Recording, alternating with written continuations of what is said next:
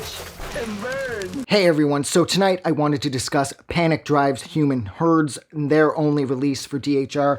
This came out, I think, back in the early 2000s. Yeah, this came out back in 2004.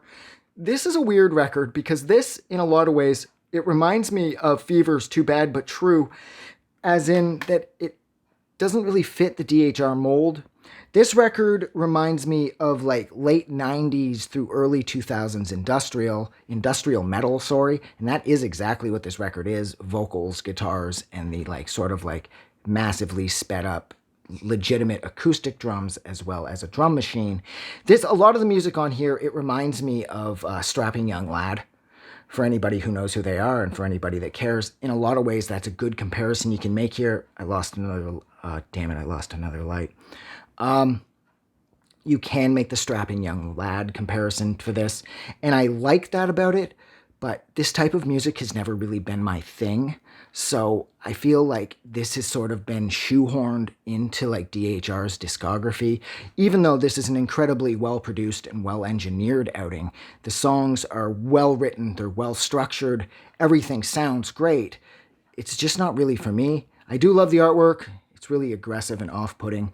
And everything else about this record, it doesn't really feel like 2004. It feels more like 1998. Everything about this record seems like late 90s, like industrial metal. And if that's your sort of thing, you will like this record. And if it isn't, and you're looking to DHR for something else, this record will come out of nowhere and surprise you, probably not in a good way, because when I got this, I was making massive assumptions, like I knew what it was going to be because everything else sort of fit. And this turned out to be another Fever in that sense, that it just felt so out of place. Like it felt like this should have been released on Earache, or this should have been released on Relapse, and it would have fit them so much better. And I like that DHR was willing to take chances with things like this, and the Fever, as well as Motormark, because I love Chrome Tape, and that definitely does not fit the DHR mold at all. But with this, although I will say the record works, and the music is amazing sounding, it just isn't what I'm looking for from DHR. And again, overall, this isn't really sort of my type of music. I don't really love metal. So it's hard for me to sort of wrap my head around this and find something to like about it because it's just not for me. But everything about this record did come together. Like I said, the production was great. The engineering was awesome. The songwriting is solid.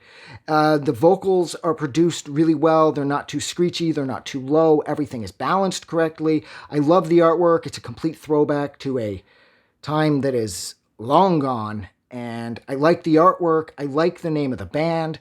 I just overall don't love the music because it's just not for me. So, yeah. So thank you so much for hanging out with me while I discussed Panic Drives Human Herds album from 2004 on DHR. If you like this review, don't forget to do something nice for somebody. You guys are amazing, and I'll talk to you soon. Have a good night. I just wanted to say thank you for making it through the entire video. I really appreciate it. And I'm going to remind everyone one more time, even though I've probably already done this in the video that you just watched, to please click the like button as well as the subscribe button because it helps this channel grow. And thank you for hitting like and subscribe, and we will see you guys really soon.